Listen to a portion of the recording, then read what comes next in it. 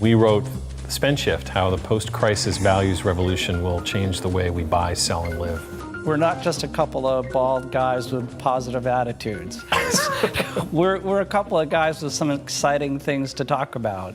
You know, what we started with was some amazing data that showed that people were adjusting to the changes in the economy even before the crisis hit.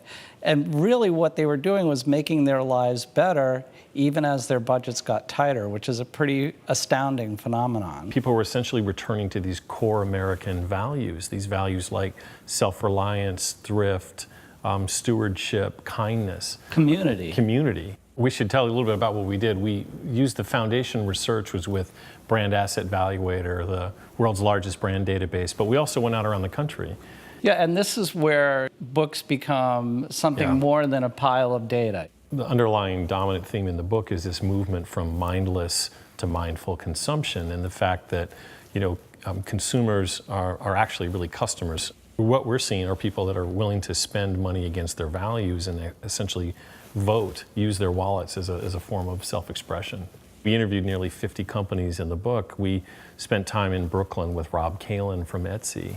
Oh, Etsy, boy, this is the company that brings craftspeople from around the world together with customers around the world. He created a marketplace where none existed.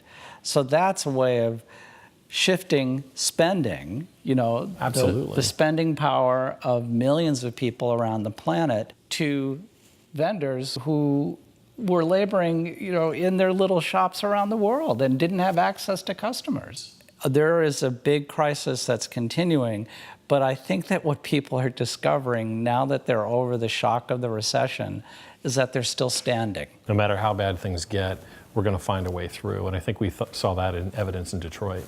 This younger generation of entrepreneurs have actually signed something they call the Detroit Declaration, which is their commitment to their community to stay there, do business there, buy and sell goods there, and make sure Detroit doesn't go down any further. The companies that are thriving in the spend shift are realizing that commerce can play alongside with community and doing the right thing. Blue Homes is a really interesting company that's catering to that. You can buy the most energy efficient home available, made out of the highest percentage of recycled materials, put it up on your own piece of property for less than you can have a stick-built house made. And a house you can grow into, modular living, almost the anti-McMansion.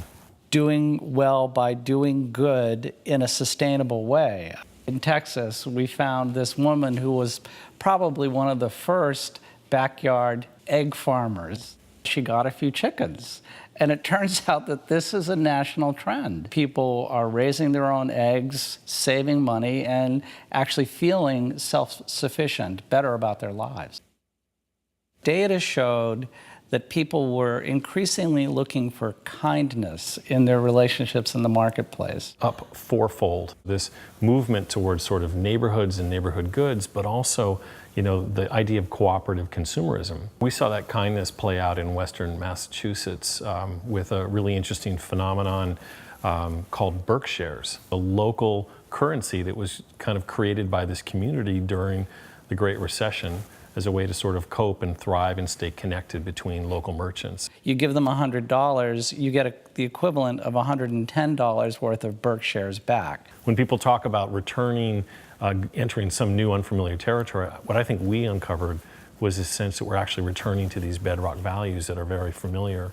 It's not a new normal that the spend shift represents, it's more of a return to normal.